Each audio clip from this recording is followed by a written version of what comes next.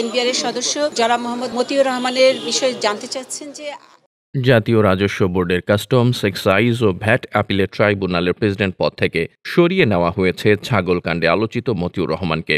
এবার তার দুর্নীতি ও অবৈধ সম্পদ অর্জনের তথ্য অনুসন্ধানে ৩ সদস্যের টিম গঠন করেছে দুদক।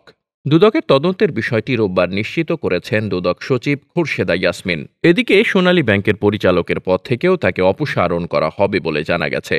দুদকের উপপরিচালক আনোয়ার হোসেনের নেতৃত্বে এ টিম গঠন করা হয়েছে। গত ৪ জুন তার বিরুদ্ধে দুদকে অভিযোগ জমা হওয়ার পর কমিশনের পক্ষ থেকে অনুসন্ধানের সিদ্ধান্ত গ্রহণ করা হয় বলে জানা গেছে।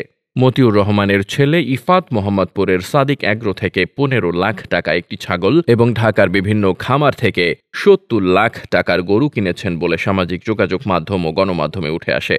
এরপর থেকে মতিউর রহমানের ছেলের দামি ব্র্যান্ডের ঘড়ি, গাড়ি, আলিশান জীবনযাপন, মতিউর রহমান ও তার পরিবারের সদস্যদের নামে রিসোর্ট, শুটিং স্পট, বাংলো বাড়ি, জমিসহ নামে বেনামে সম্পত্তি নিয়ে আলোচনা শুরু হয়েছে। এর পরিপ্রেক্ষিতে মতিউর রহমানের বিরুদ্ধে তদন্ত শুরু করল দুদক। Desk report, বার্তাবাজার।